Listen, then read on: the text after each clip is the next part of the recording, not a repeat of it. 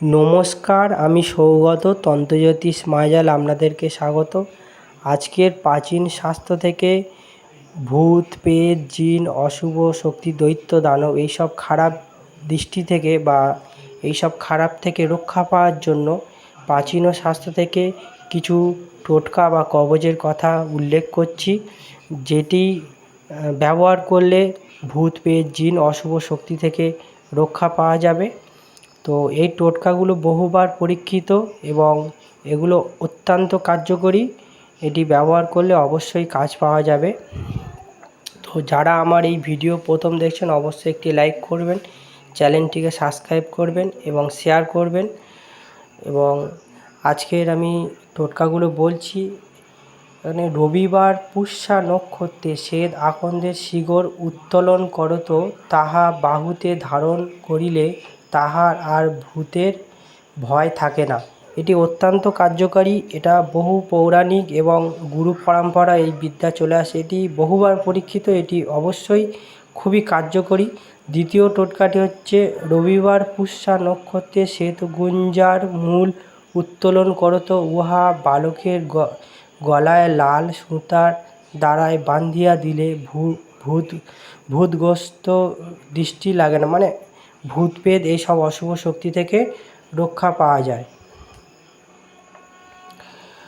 তো এই যে ভূত, প্রেত, জিন, অশুভ শক্তি এদের থেকে রক্ষা পাওয়ার জন্য এখানে যে শ্বেতগুঞ্জা রবিবার পুষ্যা নক্ষত্রে তোলার কথা বলা হয়েছে, তো যেরকমভাবে ব্যবহার করা হয়, তো শ্বেতগুঞ্জা মানে অনেকেই হয়তো এখন চেনে না শ্বেতগুঞ্জা মানে কি। শ্বেতগুঞ্জা মানে যে শ্বেত কুঁচ ফলগুলো হয়, সাদা যে কুঁচ ফল, তাকেই শ্বেতগুঞ্জা বলে।